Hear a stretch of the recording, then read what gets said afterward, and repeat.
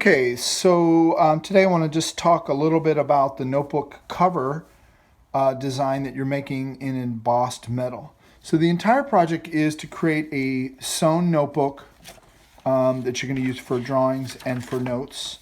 And the cover is going to be made with a metal. So you can either use copper or aluminum. So you've already sewn the pages. Hopefully you have also watched the videos and done a couple of practice metal designs. So in a previous video, I showed how to do an aluminum sample and I showed how to do a copper sample.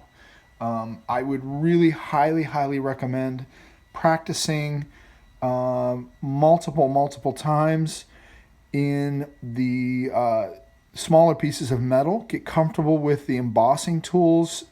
Get comfortable with what you need to do before you move to the larger piece of metal. Okay. Now today I'm going to do a demo on how to create a cover design in copper. And so first thing to know about the metal, this is a 6x9 piece of metal. It's a copper tooling foil. And this is not a huge piece of metal. It is a, let's say, medium-sized piece of metal. A lot of people who do professional embossing do large pieces, maybe twice this size or bigger, that can be hung in a picture frame. They can be done for really nice wedding books or different events, but they're just a nice. It's a nice way to decorate something and make something look really nice. All right, so I did a design. I really highly encourage you to create your own original design. This is a design that I made a couple years ago, but I kind of just redrew it a couple nights ago.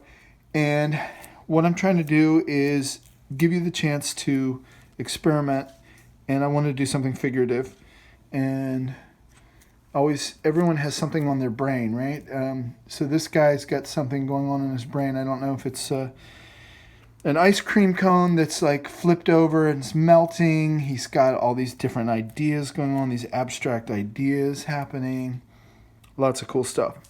And so, as I think about doing this project, I want to get out of just the ordinary. So that's where we're at. So my gentleman with his